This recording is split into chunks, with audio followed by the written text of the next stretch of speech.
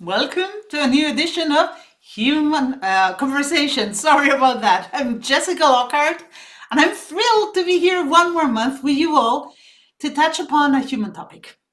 For those of you who don't know this because you're new or because, well, you don't usually come to these events, but now you're here, every month the Institute of Humanology organizes different events on a human topic, and every month it's the same topic. So for the month of March, we're going to be talking about and discussing attachment. We offer different varieties of events. We organize interviews in human dialogues, and we also organize these panels. But the most important thing is that all of these events are open to you, our audience. So if you're connecting with us through YouTube right now live, don't forget that you can share your comments and your questions on YouTube, and we will include them in our conversation. We want to speak about this not just with the experts, but also with you, our audience. As I said, I'm Jessica Lockhart, I'm the director, but I am thrilled and really honored to tell you that I'll be accompanied by two wonderful women today who I'm sure are going to give you tons of food for thought. We're going to be discussing one aspect of attachment, and so the title for today's event is Attachment or Affection. And that, I think, is something that everybody should discuss in their lives, both personal and professional. Let me therefore start by introducing the first panelist for tonight. I am really happy to introduce Pastor Monica Gomez. She was born in New York City, but immigrated to Colombia and lived there during her adolescent years. She is an ordained pastor in the United States and co-founder of La Viva City in Orlando, Florida. She's been working for over 20 years in mentorship, discipleship, restoration, and purpose. Love for Missions Ministry is also co-funded by her. She has it rooted in her heart, working with the most needed countries. She holds a humanitarian honorary doctorate degree from GIA, and she was also granted by LOANI, Ladies of All Nations International, today Leaders of All Nations International, a recognition award for her humanitarian work with the Superhero Awards in London, England, and received the second LOANI World Superhero Award and a World Peace and Economic Award from International Center for Diplomatic Studies of Norway in the Philippines in October 2023. She also celebrated United Nations as one of the United Nations team members in Davao City, Philippines. She was recognized by the 100 Successful Women in Business with an award, where she also participated as writer in the book that honors the event in London 2022. She was recognized by the President of the United States for her humanitarian and volunteer work, and was recently awarded as one of the 50 LOANI World Peace Leaders celebrating the United Nations International Day as an ambassador, plus being named as an ambassador of happiness by Her Royal Majesty Queen Eden of Berland and His Royal Majesty King of Indonesia. She just launched her book 𝗛𝗡𝗠𝗔𝗡𝗙 𝗢𝗡𝗠𝗛 in Spanish and is launching her English book very soon, F It or Face It in the Philippines. In addition, Monica is the founder and principal of Orlando-based media conglomerate Monica Go. This is also the home of her podcast, Monica Go on stream platforms, where she focuses on coaching, personal growth, and spiritual leadership for her listeners. She's focused on entrepreneurs that are in search of spiritual and emotional restoration. She's always ready to go, and as she says, let's give it a go. And that's exactly what we're doing now. Monica, welcome. So happy to have you here. Hello. I just love it. Thank you so much. I'm going to have to shorten that bio. That is so long, my dear Jesus. I am so sorry. Next time, just say Monica go. That's all, and we're ready to go. It's so much. But I'm thankful and grateful with God to give me this opportunity to be here with Ina, to be with you again, Jessica. It's such a pleasure. Ina, I know you live in Israel. I have Israel very in depth in my heart, and it's a Thank pleasure you. to share this time with all of you. So we're going to be talking about attachment or affection. Monica, the floor is yours. What are your first thoughts on this topic? Well, it's a very thin area. And sometimes we don't figure it out very easily, especially our youngsters. I've seen it a lot in our young people. I've been mentoring women and men, but mostly women really, because my husband does that other part of the men's style, right? But when you see that when we all understand that we are fragile beings, we are very fragile beings. We all want to be protected. We all want to be loved, admired. We want to be applauded. We want to be surrounded by the good people. But but when we don't have that in ourselves, we could change an affection to an attachment that probably will not be that healthy. Okay, so an emotional attachment is something that provides us with those bonds. We could be attached to many things, to a dog. We could be attached to a pillow, to a comforter, to many things, right? We could be attached to these things that bring us so much comfort and security. But at the same time, how difficult it is to understand that if we're not available or not understanding that our attachments or that our affections could cross the borderline. I see it a very thin borderline if we're not worked in that area. Let me just put it in a basic way. I always had a dad, okay? But my dad was more like a dad father figure that provided, okay? But when it came to that area of me having that part of manhood, I was not very trained by my dad in that area. So anybody that would come and whisper beautiful words, right? You said, "Oh, this is the person." So you're because your inside are not, "I love you so much. I am in a meeting and he's saying, don't leave." Oh my God, this is crazy. I'm so sorry. But at the same time, you understand that when you have a lack of self-assurance, of self-preparation, of not being trained accordingly, you start begging, being attached on in a way that it's not supposed to be. I found that in a fault in my life. And it wasn't my fault. I was not taught to have that correctly.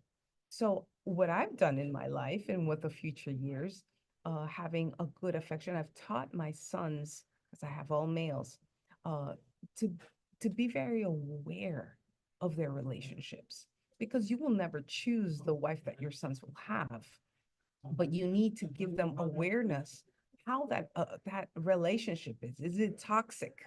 Is it abusive? Is it a jealousy? Is it a thing that it's just grabbing you and you can't unhold yourself? You can't unwrap yourself. So attachment and affection are such beautiful things if you know how to balance them out.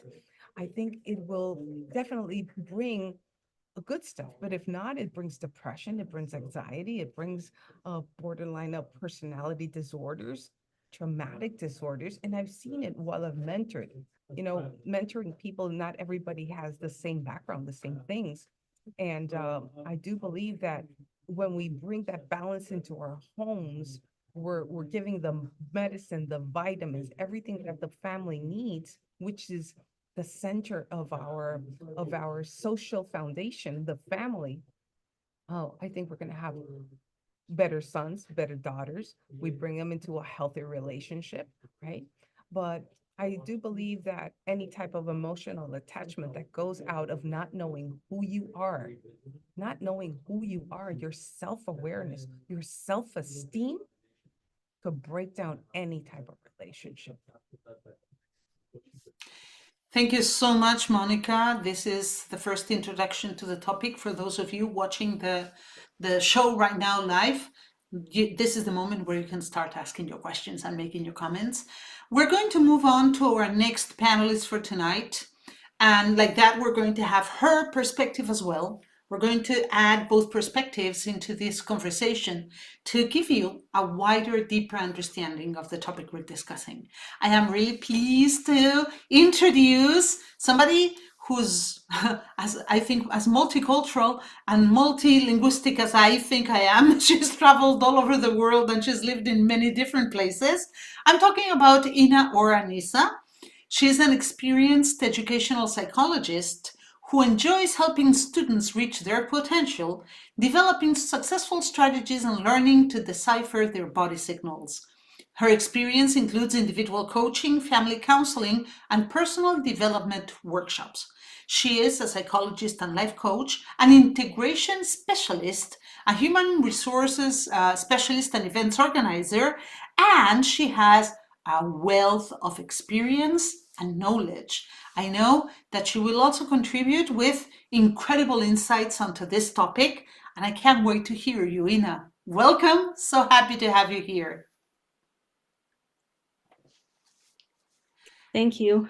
It's so nice to be here. And I just realized that while listening to Monica, all my ideas that I structured for today are woof, out of the window because now I have new ideas. No, it's good. It's good. I always am flexible. I'm not stuck into my notes or whatever, but it's just interesting to see how the human mind works. And you prepare a speech or you think about something, and then all of a sudden you have new ideas. And maybe this information that came to me right now, it's more important than what I initially thought of talking about, like it's good, it's nice.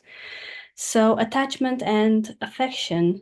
First, when I thought about this, I was thinking, okay, attachment and disattachment, what happens with people who are not able to be attached to something or to experience how it is to be in a healthy relationship, and what happens with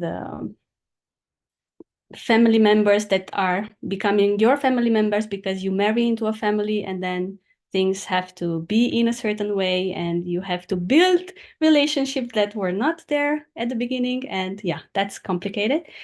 But anyways, first, I see attachment as something that you build over time. You learn to be attached or not, but hopefully you do learn that through your role models, through important people in your family, like a father figure, as Monica was saying. Like, this is very, very important. And this, you mentioning your father, brought me a story about when I was a student in psychology. We had to go for practice into abandoned kids' homes, like a place where all these kids were, And it was a very bad experience because there were all these beautiful kids who were not taught that they can be loved. So they didn't really develop a healthy relationship or healthy attachment with somebody. And there was this girl in particular, she must have been around 1 year and a half or so. And so every time we would go there, every week, we had to spend a few hours there. I would take this girl and try to interact with her and talk to her and play with her. And she would never smile. She would never laugh. And for me, it was like heartbreaking. And I couldn't understand at the time that a child who's supposed to be laughing and smiling and doing silly things, she was like, nothing, like this was so heartbreaking. So yeah, this is one of the stories I didn't think initially to tell you about, but it just came now. And we'll continue about affection. And this is something that I connect with passion. Like when you are affectionate about something, it's built on a short term. You see something you like, you experience something you like, and then you feel a lot of things. Like this can be huge. It can be explosion of feelings. That's affection. And it can also go away very quickly. Like you need to entertain it if you want to hold on to it. You can create anchors if you are experiencing something that is beautiful and you like. You can work on it so that you can keep it for longer, and then maybe it can become an attachment or something with a deeper meaning. But yeah, that's how I see these two things. And as I traveled a lot and I've been in many places, I realized that for me, I'm not really attached to the country I was born in. I'm not really attached to all the places I've been. I have met many people. I'm kind of attached to them and the relationship I built with them and the values that I learned from these relationships. But I'm very going with the flow. Like I can just pick up and move because my home is where my kids are. And they were all born in Switzerland, all also just boys. And if I move to some place, I take them with me, and that's my home. I'm attached to this family concept that's going with me everywhere I go, which is very, very nice and beautiful. And somebody told me about his grandmother. She's Jewish and she grew up in Poland, I think, if I remember correctly, but that's not so important, the country she grew up in. The thing is, she came to live in Israel when all the tragedies were happening in Europe. So she escaped and she made her life here. So her grandson asked her one day, don't you want to go back to Poland to visit, to find your roots and to discover? And she was like, no, my roots are not there. I was born there, but my roots are with me. I took them when I left. And this is what I feel like. You build something, you take it with you, and then you continue your life there.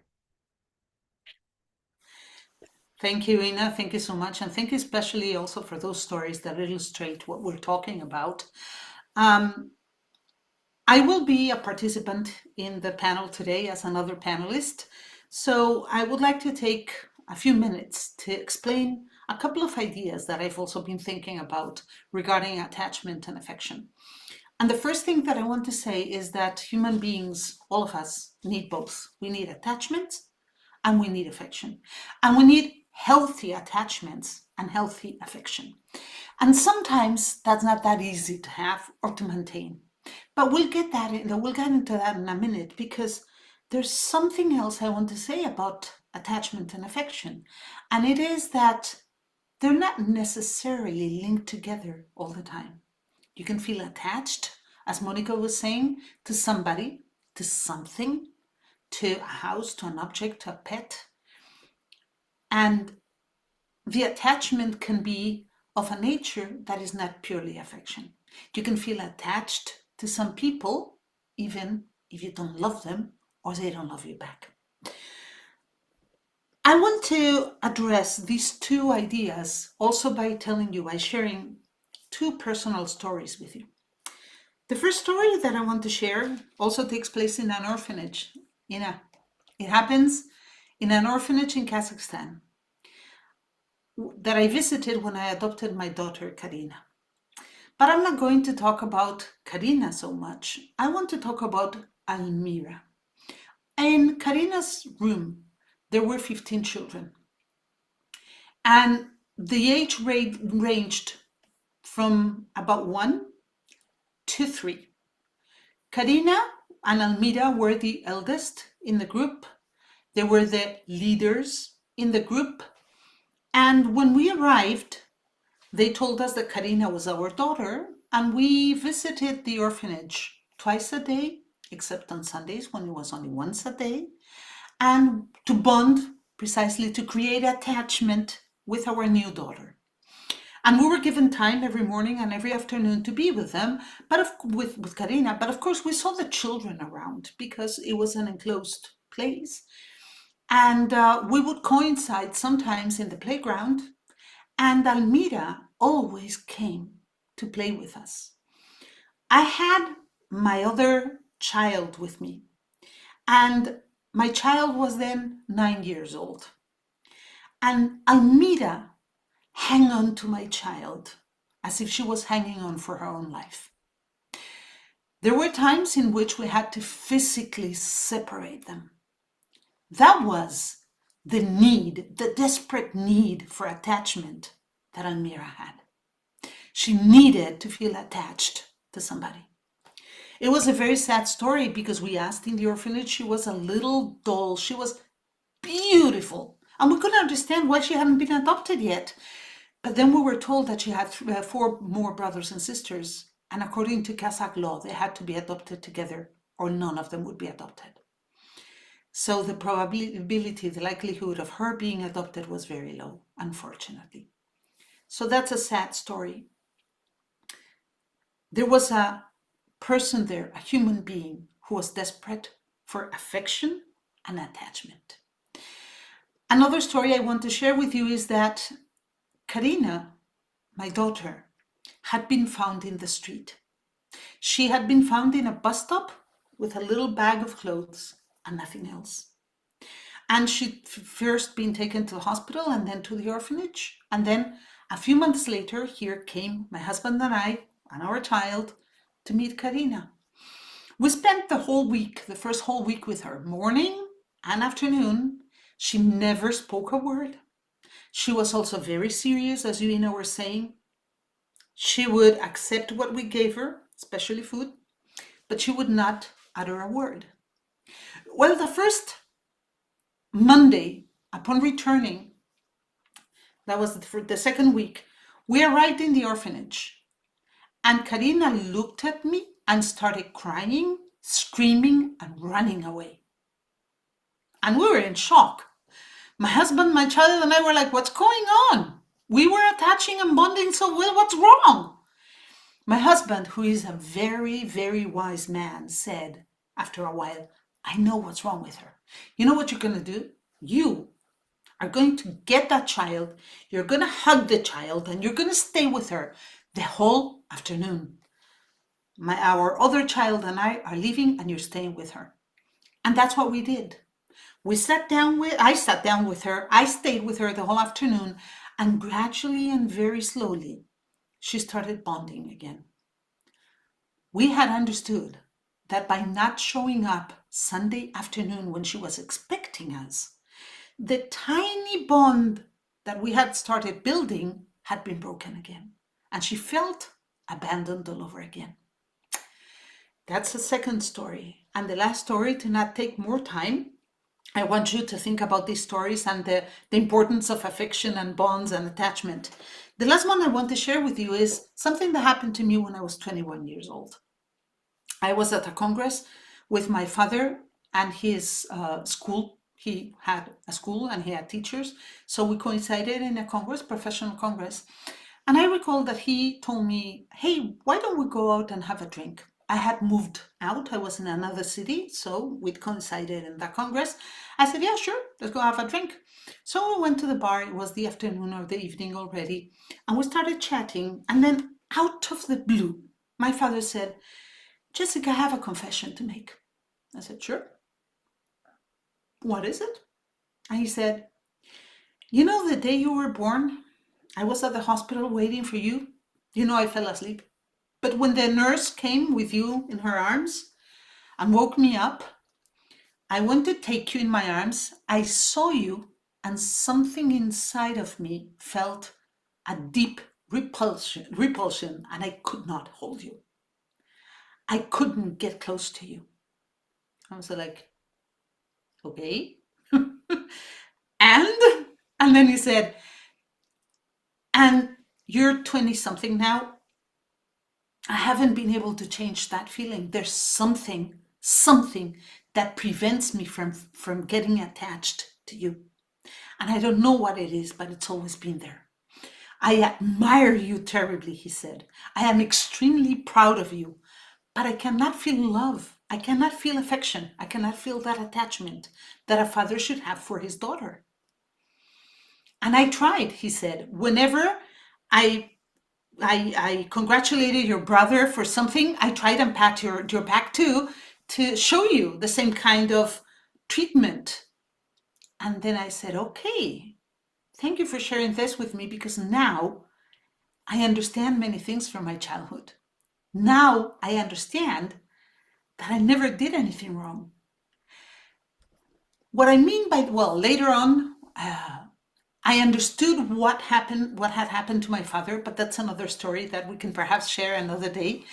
I just wanted to say, sometimes affection can be felt and attachment can be created without being linked, like in my father's case. There was an attachment, professional, an attachment of pride, but there was no affection, and there couldn't be. So all these topics I wanted to put on the table to discuss with you and to share with our audience, because I think that attachment and affection needs to be questioned and approached at all levels. They create, as Monica said, many problems if they're not properly created, like in the case of my daughter Karina, who was very fragile and really scared of the world because she'd been abandoned, and Almira, who desperately needed some kind of affection and attachment. So I wanted to offer real examples of what attachment and affection mean. So I'm going to keep quiet now and open the floor to my co-panelists so everybody can see them. And I want to start by addressing some of the questions that we prepared as panelists for today's event.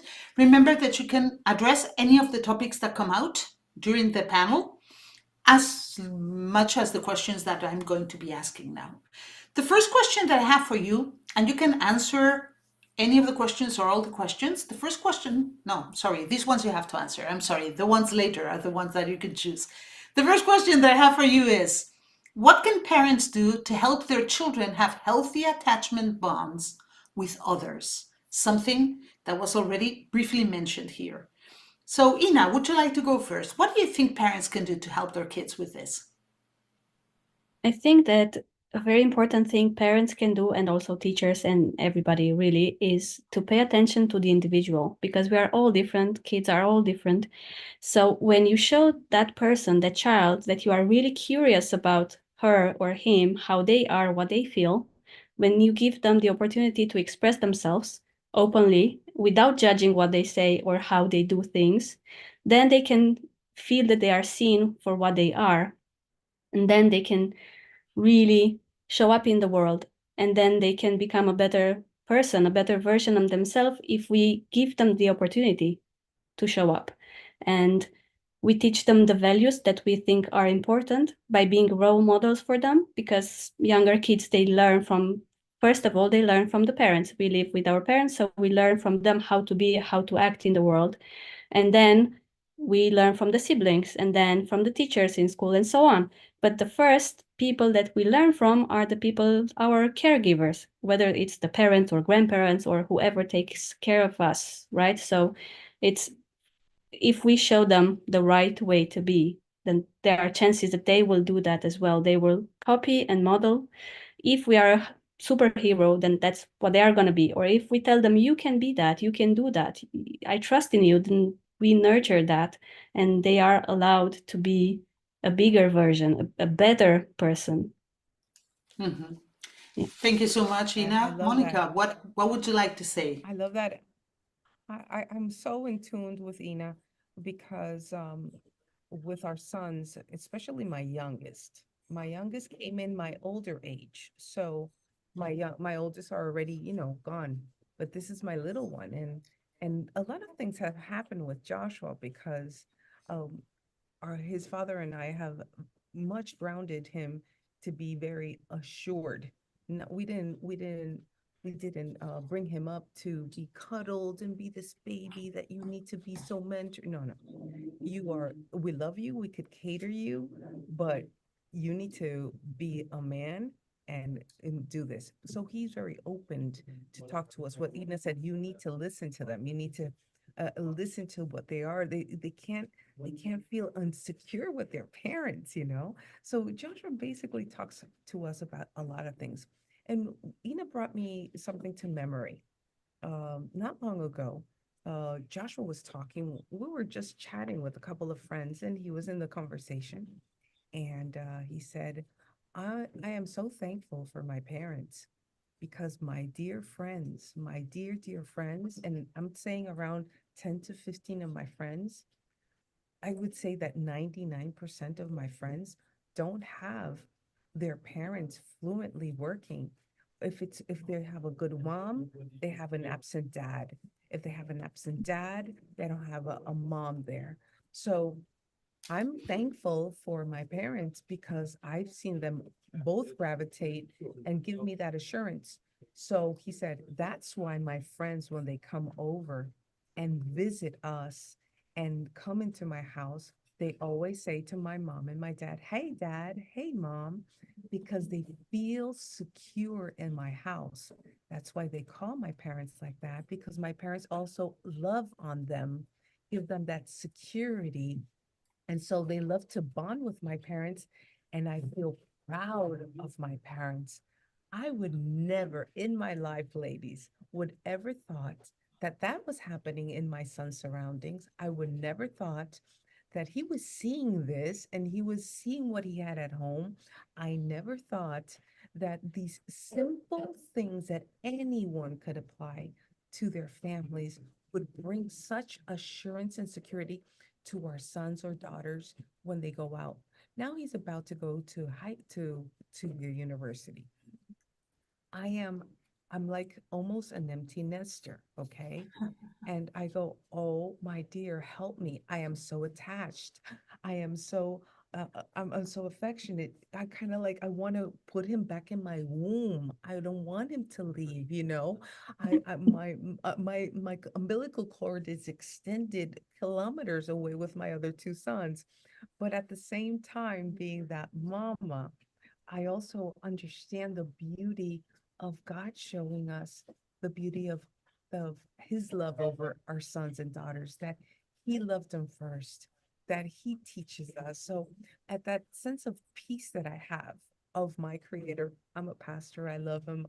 You know, and for those of you that don't, it's okay. You guys know what to do with your own lives. But in my life, I am so grateful because I am seeing these men being such beautiful people that they're not built to be happy in my household, but they're happy enough and powerful enough to live the life in the world, because we're going to have to let them go at one point, and we're not going to be there at all of their steps, but they will go back to what they have been deposited in to be able to sustain the future years of their lives. So I think that's really powerful. Wow, thank you so much for sharing, Monica. I want to also share a little bit of an answer to what we can do as parents. And my answer is related to my daughter Karina again, because through her abandonment, she somehow developed a certain unhealthy attachment problem. She was really scared of being left behind. She was, as we say in English, clingy. She needed to be with us all the time because, like she showed us in the orphanage, she was terrified of being left behind again. She's 21 now. She's at university in another city. And I just had a conversation with her last week. And I swear, this is like, I could never have imagined the conversation. And I had already chosen, well, my followers had already chosen the topic for today's human conversation. So it just came as a coincidence. She was telling me, "Gosh, Mom, I really don't understand some of my peers. They live very close to their parents. They see their family all the time. But when they come back, for example, from a weekend, they feel terrible and they're crying and they feel miserable." And she says, "And here I am, because you were in Switzerland, we spent months and months without seeing each other. And of course I miss you guys," she was telling me. "And of course I love you guys, but I feel so supported by you, even in the distance, that I don't fall to pieces every time you guys go or I leave." That showed me that she had overcome that attachment problem she had before. So whenever you find somebody who is in a painful situation, because unhealthy attachment hurts, it always hurts, you know, it can make you feel insecure, it can make you feel angry, it can make you feel upset, it can make you do things that you don't really want to do, it might make you feel dependent on other people. We need to act. We need to really try and help those people restore their attachment relationships so they can have healthy ones. And I agree with, I don't know who of you said it, I think it was Ina. It is the caregiver. And sometimes we don't need to be, the parents don't need to be the ones doing it, you know. It can be the teachers. It can be the aunts and uncles. It can be because sometimes the kid needs somebody who can help them in a way that those who are too close, I'm sorry, I don't know what's going on with the light today, those who are too close can't see. You need the network, the support of your community sometimes too.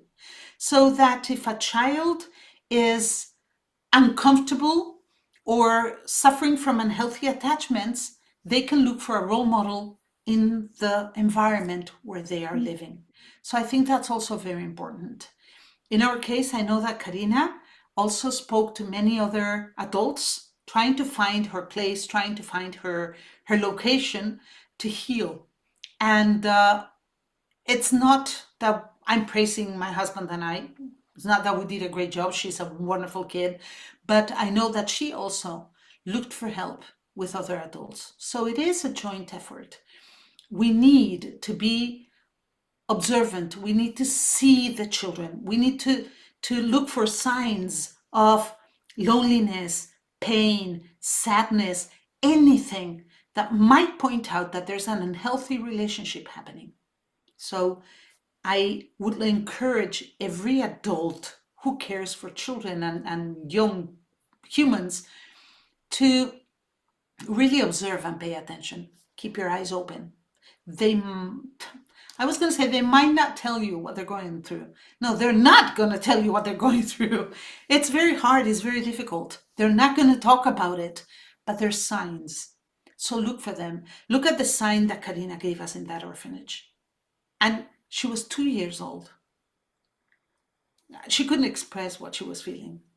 But thank God for my husband that he understood and he said, this is what's happening.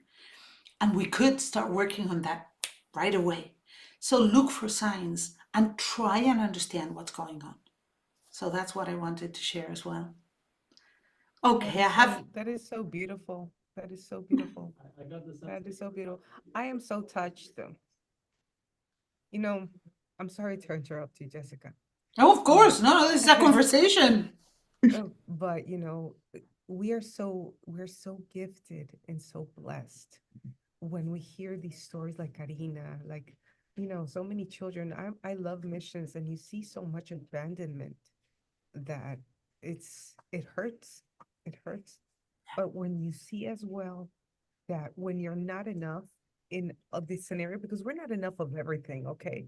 We try to do as much as we can, but we're not enough. So when there's this possibility that somebody, my oldest son now, he's 31. He's a hot shot. He's such an intelligent guy. He's a sarcastic, funny guy.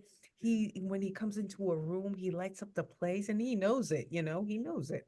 They don't have no sense of less worth of esteem. They know who they are. Thank God. But when he was growing up, he was around in his 13, 14 years. He was a headache. He was such a hard person to deal with. Obviously, they were going through trauma. I had a divorce with their dad. It was terrible for them. They couldn't deal with it. They didn't know how to deal with it. Okay, so he became the problem kind of type of guy. Let me show you what I could do so you could pay attention to me. And that was so hard on me because that was my baby boy. But now when you see him, he's always asking in a way without thinking, I'm a mama's boy, but I'm not a mama's boy, but I do need your approval, mom. Is this okay? But not saying, mommy, is this okay? No, no. He says, look, I'm doing this. What do you think? And in his life, I was not enough. But suddenly, this woman appeared. I had to take him out of the school because he was the type of guy that, he would do a problem. He was, he didn't want no blah, blah, blah from anybody. So I had to take him out of the school and put him into a private school. And there she was, an angel from heaven, a woman that was able to bond with Simon. I love that woman because when I was not enough, he was enough. And nowadays, even though there's so many years that pass by, she's still there. a friend to him. She admires him. He admires her. And I'm thankful because I wasn't there enough, but I wasn't able to give him what he needed to listen because, you're not there enough. And so we have these gifts that come and appear in our lives that bring that stability to our sons, our children, and to ourselves. Because when we can't do it, we need that place that we could go and talk and be yourself, And so many people, I've dealt with so many people hurt, so damaged by other people, so damaged. And you feel their hurt, you feel the damage, and that breaks me. But at the same time, it helps me to build them up, help me take them and see today so many wonderful women that have come out of those destroyed moments that could have took them to death, or just the abandonment. It in itself, it's terrible. So I'm so thankful for this conversation. If you don't make it a conversation, you don't know really what you've gone through and what you went through to see this really happen, that it could be possible to anybody, It could be possible. You just need to push it a little bit further. I'm so sorry, I'm a little bit emotional. I'm not a crier, It's I'm a okay. weeper. I'm a weeper. Okay, I'm a weep. But thank you. I just love this moment. It's so beautiful. Thank you so much, Monica, for sharing. We're going to move on to the next question. We are already getting questions from our audience. So let's go for the questions that we had ready for you tonight.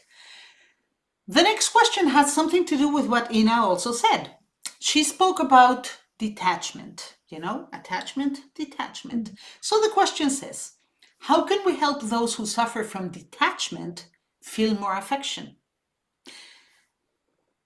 Who wants to go first? Maybe, let's give Monica a minute. Nisa, Ina, you will go first again, sure. sorry.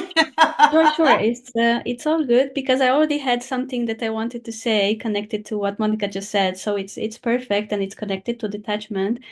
And I remember when we moved for a year in Australia, my kids didn't speak the language, and it was a good opportunity for them to learn, but it was also COVID. So it made things even more difficult.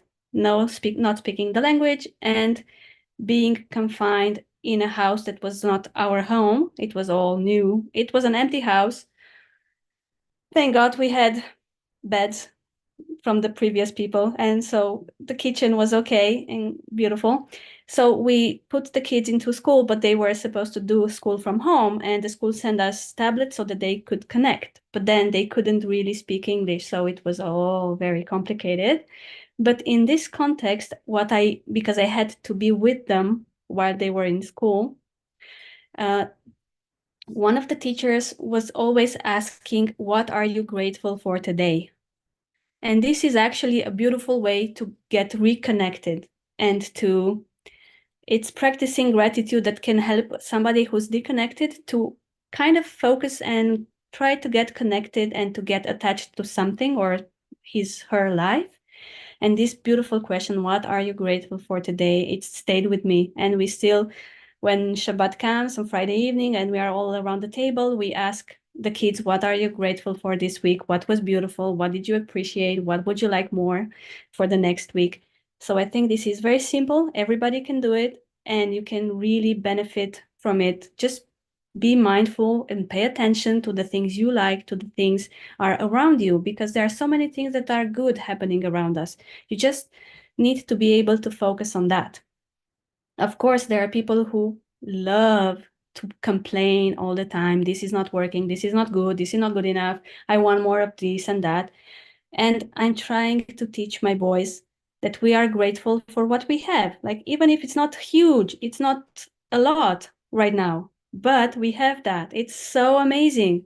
So be grateful for that and cherish it and build it in a way that you can, like, just thank God we have this. So continue with that, like being positive and creating attachment through mindfulness. I think these are very important. Thank you so much. Thank you, Ina, for those tips. Monica, how Yes, can that we is help so those who good. suffer from detachment? That is so good.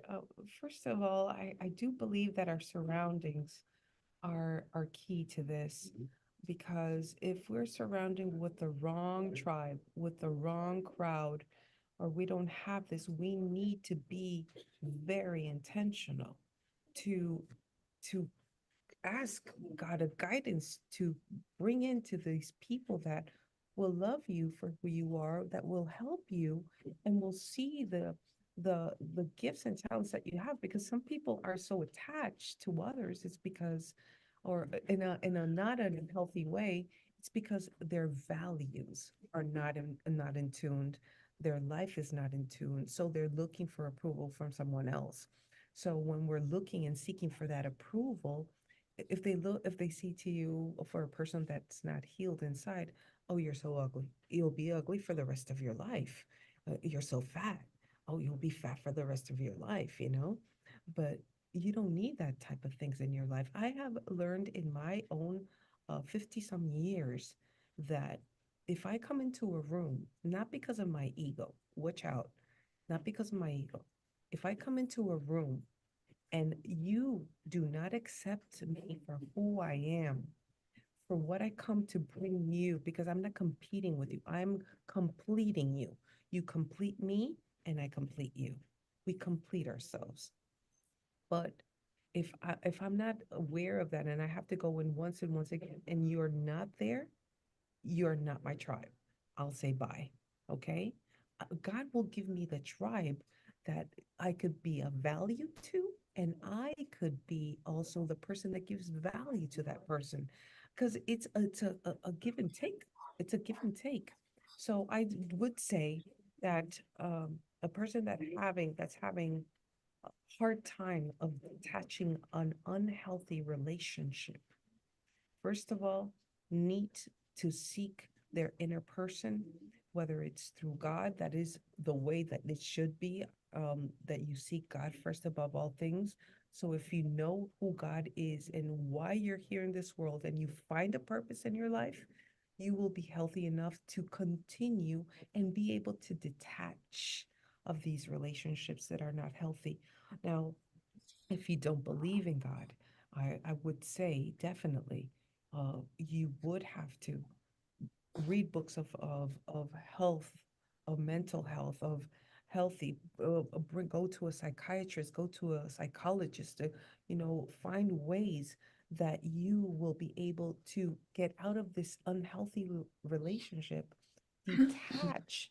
Even if, like Ina said, I've lived here, I lived there, I lived everywhere, but what I have is my family when it's together with me. And that is so true.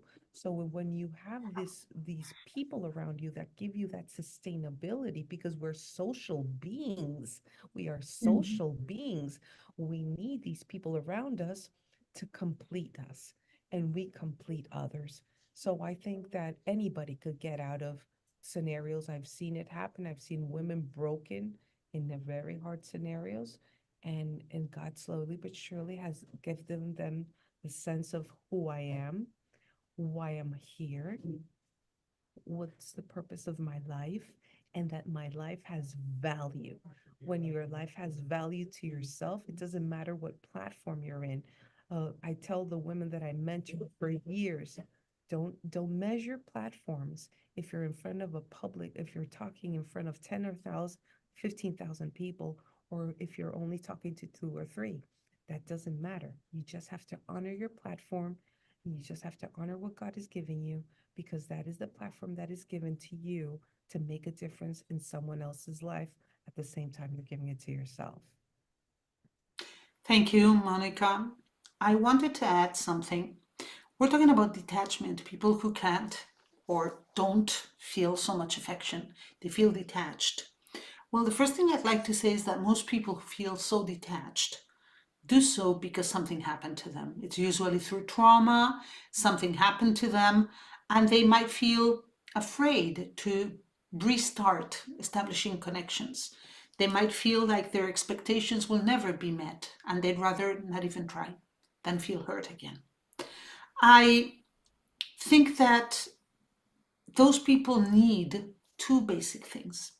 And the first one is to start feeling more affection for themselves. First, they need to start loving themselves better. They need to start looking for the good things in them, the things they admire in themselves, the things they value in themselves. They have to give themselves time and space.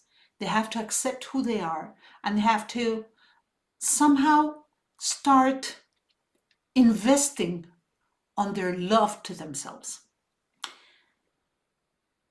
And once they start loving themselves and they start feeling a little bit more at ease with themselves, they might want to open the door a little bit to other relationships. Mhm. I would say they would need the second thing, which is healthy boundaries. Healthy boundaries, not just for others, but also for themselves. Sometimes when we've gone, and the psychologist here is Ina, I am just a humanologist. I am a psychotherapist, but I'm not a psychologist as such. Sometimes when people suffer from trauma, they are so desperate to reattach themselves that they fail at establishing healthy boundaries. And as I said, not just boundaries for others, but for themselves. They might give themselves too much. They might do too much. They might, because they're so needy. They want and need that affection so much.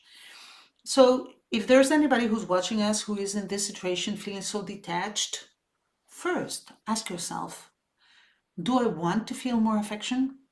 If you say, yes, I do, I would start by trying to feel affection for yourself. Because if you don't love yourself, it's going to be very difficult that you love others or that you let others really love you. So I would start by that. And once you discover how wonderful you are, I would start opening that door a little bit with very clear rules, very clear boundaries to start letting some people in. That's what I wanted to add. We have a lot of questions from the audience already, so I'm going to read the next question to you. The next question has to do with something that I mentioned. It says, what is the impact of abandonment on the capacity that people have to establish healthy bonds, and how can they be helped? Well, I will take this first just because I mentioned that with Karina and how she had difficulties. But I want to point out that abandonment is not necessarily being left out in a bus stop in the street. Sometimes people feel really abandoned even when they're surrounded by people, even when they coexist with their families in a house, even when nobody seems to notice. And that abandonment creates very difficult attachment relations and very complex situations later. So that's why I called on everyone to be on the alert to look for those signals, because a lot of children today feel abandoned. Monica, you were talking about your son's friends, and that's part of it. They feel abandoned by their parents. The parents are not there. So we need to rethink our role as parents, our role as adults in a society where children are feeling more and more abandoned. You know, a child today complains and they give him the tablet or they turn the TV on. It's a very typical easy solution. Those children end up feeling abandoned. They end up feeling like, my parents don't want to be with me. They'd rather give me a tablet. So I think that in order to help those people create healthy bonds and healthy attachments and recover their need and supply of affection, we all need to make an effort. It's not just me helping my daughter, it has to be a shift in society. We have to let children feel loved, but not just loved in the distance. No. They need to feel accompanied. They need to feel supported. They need to feel respected. They need to feel admired. They need to feel So many things. So this is a call also for parents and adults in general. Don't replace your affection and your company with a tablet. So that's what I wanted to say. Monica, do you want to add something? Yes, I think that what you said is more than enough, but at the same time, Jessica, uh, when we live in that pattern that we're hurt, and our mindset is always poor me, pity me, you need to get out of that mindset. Because if you don't stop that with yourself, you say, poor little me, they abandoned me, they let me go, they didn't do well with me. And so you'll never get out of that cycle because you don't see nothing better for yourself. But when you start seeing yourself at the eyes that you are who you are and that you're perfectly made, that you are a lack of nothing, really, because you came in naked to this world and you will go naked out of it. But if you don't see it the way that you are, that, okay, this has been like this, probably I didn't choose my beginning, I have to choose my present. And if I choose right for my present, I am going to have a good future if I decide right for myself and not say, I'm sorry for myself. No, you don't be sorry for yourself. This is going to take your ashes to your greatness. Your ashes could become the biggest standing point of your life, because when you understand that, you'll be able to help others that are in that scenario. And when you start serving others, you will see that nothing in the world, nothing, not even people say that money is the richest. I doubt that very much, because really, when you start serving, there's a part inside of you that rejoices so much to see somebody else flourish that money could never pay it. So I do believe that if today you decide, whoever is watching us anywhere around the world, you make a decision that I'm not going to be a poor little me, that I'm going to be the version that God made of me. I'm going to make a change in my perspective and my decisions. If I have to change the city, the place, whatever, the family, the orientation, even if you do that, it could help. But if you don't change your mind, you could go to China and it will never change. You need to do it now in your mind where you are. And if God takes you somewhere else, you'll be a success wherever you are. Thank you, Monica. Ina? That's so nicely put. I love it. I love it. And I wanted to add what's happening in families with more kids sometimes, and maybe parents should be on the lookout and try to avoid that, is comparing your kids to one another. Like, that's terrible. That can create such a huge detachment, and also within the brotherhood, they can grow apart, because it's always that one that does things in the best way and the other one who's always doing the stupid things or not being good enough. And growing up thinking that the other one is better than you, it's not going to help you to become the best version of yourself, right? Like, you are always thinking, anyways, I'm the stupid one, or I'm the one, the black sheep, I'm the one who does the things wrong. So why should I even try? Why should I even bother? Like, whatever, my brother or my sister, she's the perfect one, so let her be, and I will just do the things how I can. But no, if you go into the mindset, as Monica was saying, just try to be the best you can and embrace who you are now and try to make that work and be happy with what you have. Be grateful for the positive that is around you. Then I'm sure you can go a long way. And if you as a parent can see each one of your kids as the beautiful person they are really, and be curious for each one of them individually, they can become so much more, and they're going to be really amazing adults, amazing teenagers. Just trust in them and show them how beautiful they are. Thank you, Ina. I want to add something that I didn't mention, but I think it's important, and it's also related to what Monica was saying. I told you about my father not being able to feel affection for me. And it is true that sometimes, for whatever reason, a parent cannot really love their children, or have or offer that healthy attachment to their kid. There could be many reasons, okay? And this is linked to what Monica was saying.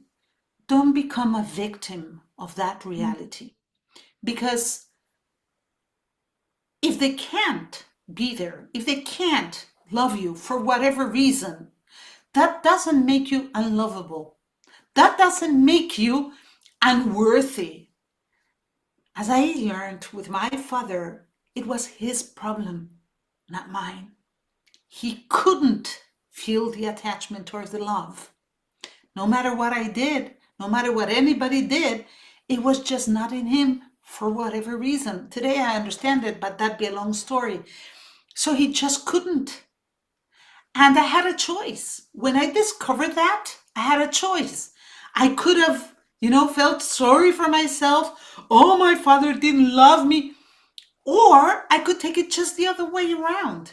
Now I understand. It had nothing to do with me. That freed me. That let me flourish and say, well, I didn't do anything wrong. So if you're in a situation in which you feel like your parents or one of your parents doesn't support you, doesn't love you, doesn't show everything you would like them to show you,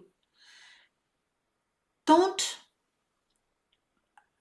treat them as guilty. Don't blame them, because maybe they can't.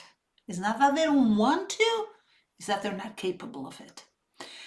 And even in spite of that, you can still have a very fulfilling, happy, enjoyable life.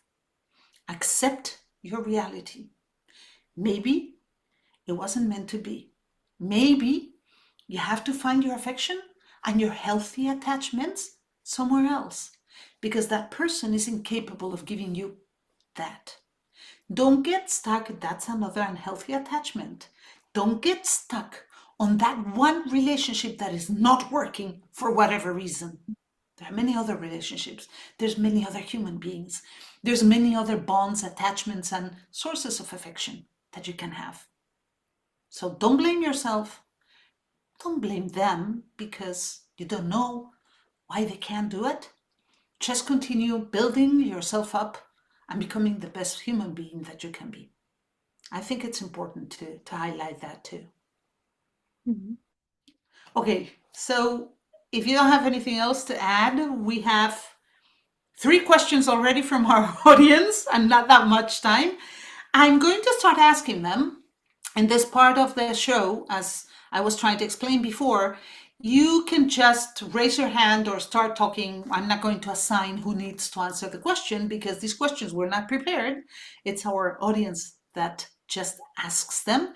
Thank you to those of you who are writing the questions and sharing your comments. We really, really appreciate your participation in these events. And if you haven't subscribed to our channel, do it now, please, to continue participating and joining us in these events. Well, the first question, let me read it. What advice would you give to someone who gets attached very quickly and struggles with emotional regulation? Let me repeat it. What advice would you give to someone who gets attached very quickly and struggles with emotional regulation? Anybody wants to answer something? Well, I think this person should be asking herself or himself, what is her emotional need right now? Like, what is this? Why is this happening? What's the need behind that? Like there's something. Is she lacking something? And this fulfills kind of that hole, and what to do with it. And if you pay attention to your whole body is sending us messages all the time about what's okay for us, what's not okay for us. And we should all learn to pay more attention and also ask our body, why is this happening? Why do I feel like this? What's happening? And then just take the time to pay attention to each part of your body, and they might find out an answer that they were not expecting or were not really realizing before. Mm-hmm. Yeah, I think I would also like to add something. It says someone who gets attached very quickly. Well, that seems to indicate that there's a need, as you, Ina, were saying, a need for affection. There's a need for connection. There's a need for belonging. There's a need there. There's an empty hole somewhere there. And then this person continues to say, and struggles with emotional regulation. So the way I understand it is like they attach very quickly, but then they start feeling all these very strong emotions. So if there's this very deep need for something that is not being satisfied, whenever we receive a little bit, it's like the person who's thirsty and you suddenly give them water and they start gulping it down. Or like we see in the movies when someone's starving and you offer them food, they just gobble it down. So I think it's a little bit like this. This person so starved for attention or love or affection or attachment or whatever it is that the person needs, that when they get a little bit, they just can't control it. So what advice would I give a person like this? Well, the first thing that comes to my mind is try to pace your relationships. Like with food, if you haven't eaten for 5 days and you start eating a lot suddenly, you're gonna get sick. And if you've been lonely or without attachments and suddenly you start feeling attached, you're gonna try to get it all very, very quickly. So maybe start very slowly. Meet with people on very controlled moments and under very specific circumstances, so that that very quick attachment that you have kind of slows down to give you time to let your emotions explode while you control them. That's the first thing that I would think. I would suggest that you try and somehow, you can't control your emotions, but you can control when and how you meet your people, the people that you're starting to feel attached to. So go slowly. Don't try to rush. And that's what I would say. Yes, Monica, go ahead, please. Thank you. I would definitely suggest, because if it's a pattern already, I would suggest seek inside. You need to go to the root of the scenario. You need to see the root of the problem, because if not, you'll be continuously in the same pattern, whether you go in slowly or going fast. If you don't get that root out, it, that is hurting you and that's still there bothering you, you have to chug it out. You need to bring it out. You need to get something and rip it off your life, because you need to confront. I mean, confrontation with yourself, I think, is one of the hardest things.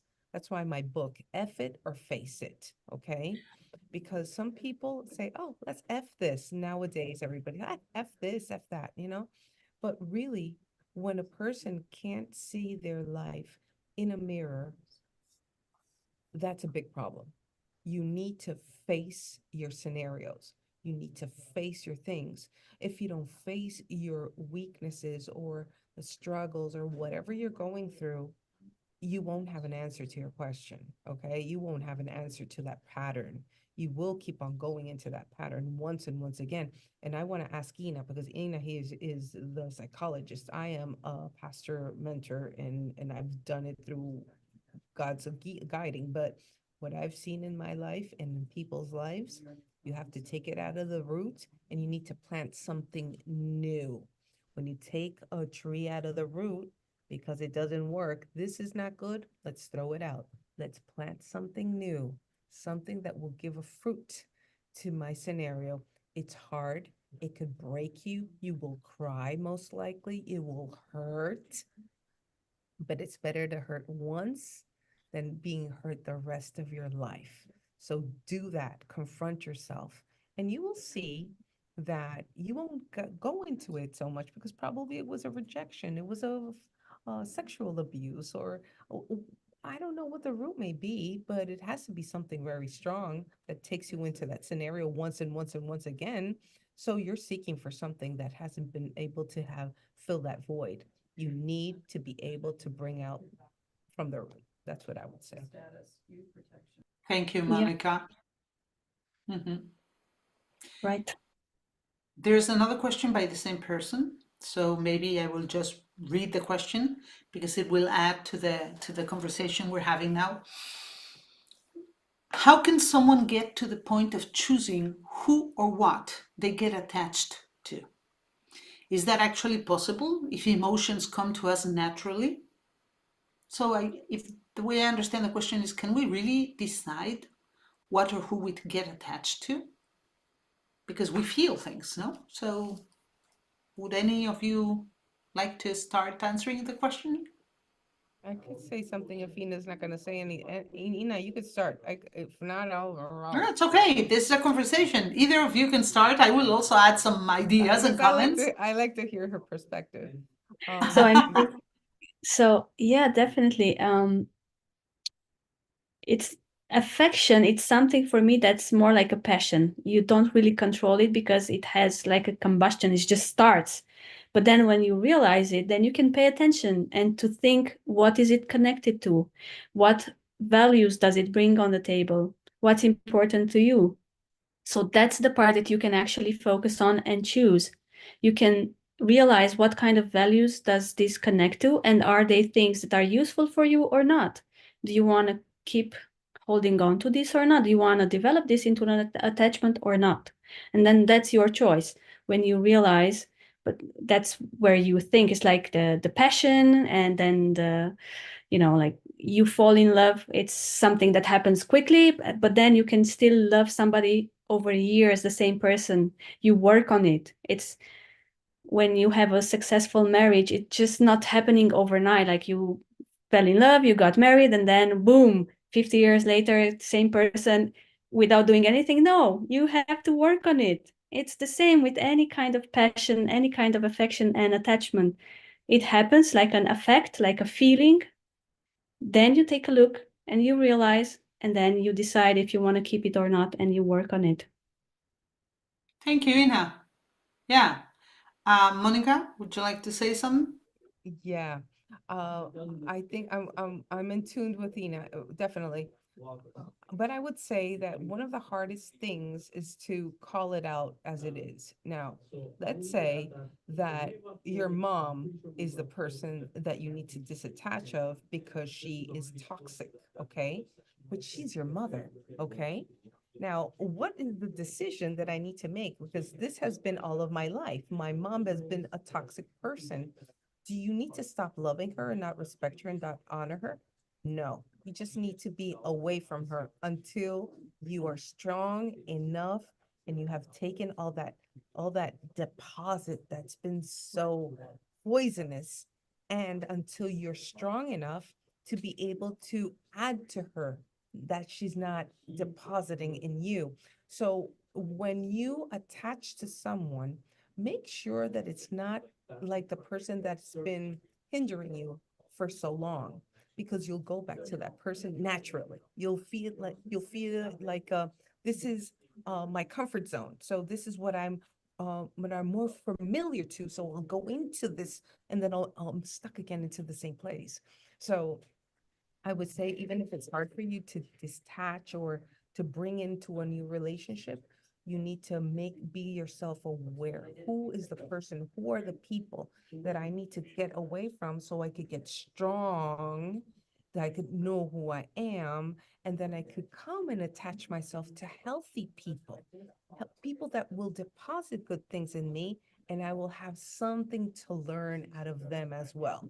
If you're a learner, if you think you know it all, you're on the wrong page. If you're a learner, if you're a learner, you need to learn every day from everyone. Even though I'm a pastor, I do this, I do that, I'm a mentor, I'm a humanitist. I don't care about the titles because tomorrow they'll go away. But who am I at the end of my day is what is the value of my life. Now, being a pastor is my title. And when I'm not a pastor, what's going to happen with my life? Am I going to die because I'm not a pastor? No, you are who you are, and you need to know who you are until the last day that you die or go to this from this world. So yes, you need to figure yourself out, make wise choices, look at yourself in the mirror and face yourself. so you could connect and gravitate to the right people that need you and that you need them. Thank you, Monica. I would like to add something. The question is how do we know when to get attached to something or someone or not? Because emotions happen. Well, I would say observe yourself. Listen to your, not body only, but your heart, your thoughts. What are you telling yourself about this person or this thing? And how is it making you feel? If the relationship starts, and I'm going to use relationship like we are talking about people, but it could also happen with things. If this relationship starts and is making you feel good, it's making you feel valued, it's making you feel like you belong, that's okay. Have it. If it starts making you feel bad, if it starts creating negative emotions in you, fear, pain, guilt, then that's your signal there. You don't want that. That's going to hurt even more if you let it grow. It's like the garden, you have a garden and you have weeds and you have flowers and you have plants that you want to grow. If a weed is not pulled out when it's very, very small, it's so much harder to get out later. So I would say if you want to create healthy attachments, it is important, especially if you have a history of unhealthy ones, it's really important to be observing again and pay attention to what your body, your mind, and your heart are telling you. Observe. Don't go blindly. You can observe yourself from the outside. It's like when you're with these people, take a few minutes to observe the interaction. Is it something good? Is it contributing to you? Is it giving you something that is positive, or just the opposite? If it's not, if it's making you feel bad, I think that's your key. I just wanted to add that. We have one more question that I would like to add and to read. And it's also something that we mentioned before, but maybe we want to add some more comments to this. The question says, how can someone who feels detached from everything change that? We already offered some ideas. I said that you can start reattaching slowly. Is there anything either of you would like to add to this person's question? Yeah, definitely. I think you can start looking into what are your talents, what are you good at? Because for sure, there are things you can do very nicely, very good, and things that are not so easy for you. But start with those that you are really good at, the things you enjoy, the things you want to learn. If you like painting, well, do that. If you like fishing, go do that and see what it makes in your life, what creates there, like maybe you are good at listening to people, maybe you are good at picking up furniture, or I don't know, amazing shopping, nice clothes, whatever. There must be something that you excel in and focus on that so that you can find what's your value and you can start building attachment through that. Yeah, I think there's something else here. Our reality's changed these last 30 years with the coming of the internet and the social media. The way we interact with people's changed. And there's many interactions that are created and established today in a virtual way. They're not real, they're not physical, they're not present. And I think that also could be a contributing factor to increasing that feeling of detachment in our youth, for example. If you are used to connecting virtually, it might be harder for you to connect in person, because, well, and I'm already observing this in some of my clients, some people feel uncomfortable or even scared when they're in the presence of others. They feel comfortable talking. Let me correct myself. They feel comfortable texting by phone. But for example, This happened with my kids not long ago. We were talking about this. They feel very anxious and nervous when they have to make a phone call, when they have to actually speak by phone, because they don't do it anymore. And that's creating a certain discomfort in them.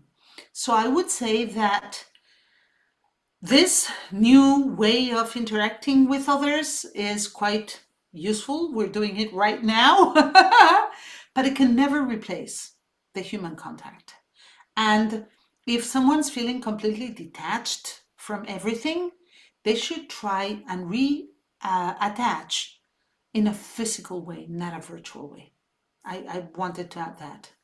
Monica, I think you wanted to say something. Go ahead. That is so good. That is so good. It is so true. I don't know if you ladies, but I'm a hugger. Okay. When you see me in person, I'm sorry, I'm gonna hug you. If you don't like it, I don't care. I already hugged you. So that's the type of person I am. I love on people. That's my form. That's my way of showing that I love you, I respect you, and I admire you. Now, these things that we're doing nowadays, yes, it shortens our distance and it's really cool. What a blessing. But you ladies said, look at our children nowadays. They are virtual all the time. They're on a tablet all the time, and all these things happen. I say that it's I don't know if this is a plan to maintain us disconnected, but I am I lack that moments. I love my meetings and I love to be there in physical. I want to hear you. I want to smell you. I want to hug on you. And I think that if we be more intentional on these things, not only in our homes, because my kids are adults and they would never leave the house without kissing me because I'm a kisser and they trained to kiss. So whoever's my friend, I will kiss them. So we need to bring together that self-awareness of that we're still on this earth, that we need that social being, that we need to hug ourselves, that social life is important. And this person that's being disattached, if it's a girl or a boy, I don't know, a man or a woman, look, you need to hug. You need to go out there. People are waiting for you. You have something that no one else has in the way that you could deposit in them. And you're going to be able to be a blessing to someone that is waiting for you. Don't stop the blessing because you're detached. Move it. Just move yourself and pour yourself into other people's lives. And it'll make a big change. I love it.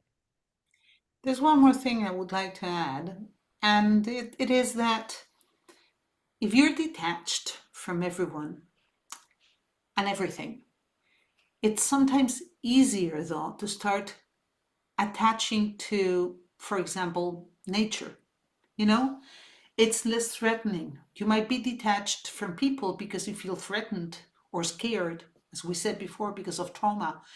So to start like rekindling that capacity to reattach, maybe this person could start attaching first to a pet, maybe nature, going for nature walks, or connecting with, walking on the grass and feeling, I don't know, the freshness of the water in a little river, like the beautiful one that Ina has behind her.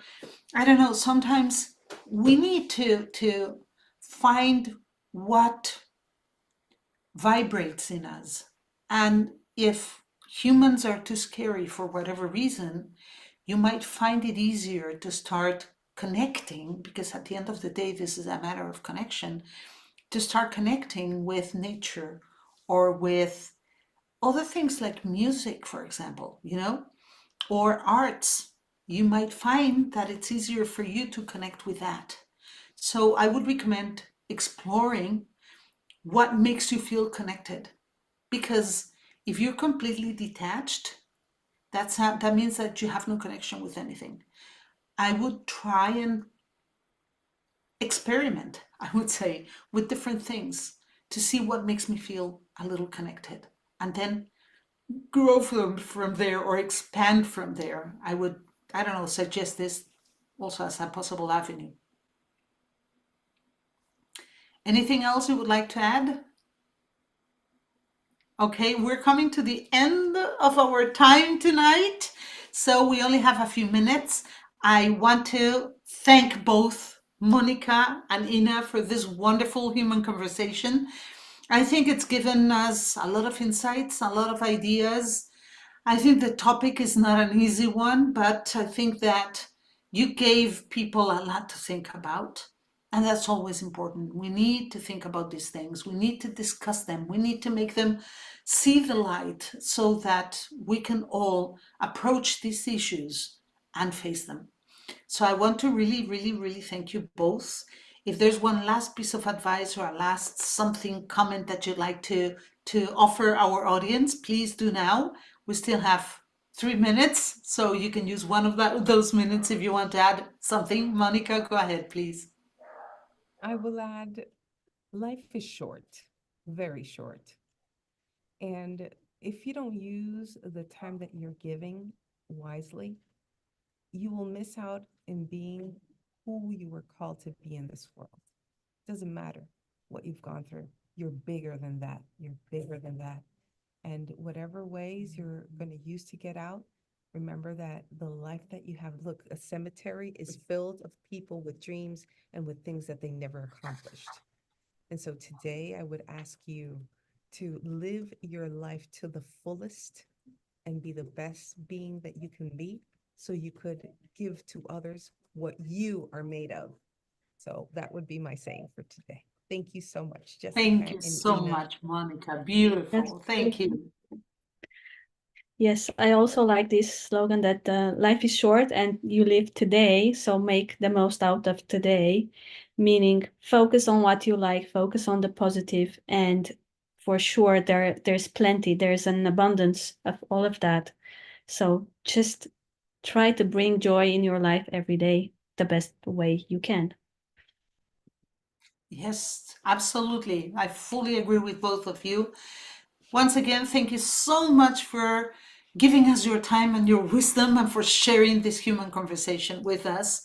It was really, really wonderful. I hope it's not the last of the conversations we have, because you have so much to share and so much to teach. Thank you. And to our audience, let me very friendly remind you that we have a new human conversation next month.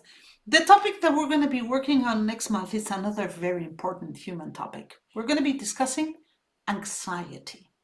The name of the topic, the theme for the month is anxiety. What? How? Why?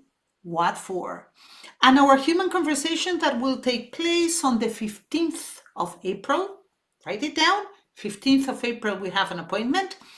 The panelists that are going to be joining me and I will be approaching the topic from the point of view of high functioning anxiety. Something quite unique, something quite specific, but nonetheless also very, very interesting. So I hope to see you all next April 15th in our next issue, in our next episode of Human Conversations. I'm Jessica Lockhart, Director of the International Institute of Humanology, and like every month, I am delighted to offer you these events to help you get to know and understand yourself better, because without that, you cannot really take action. Have a wonderful day, evening, or whatever it is that you have right now.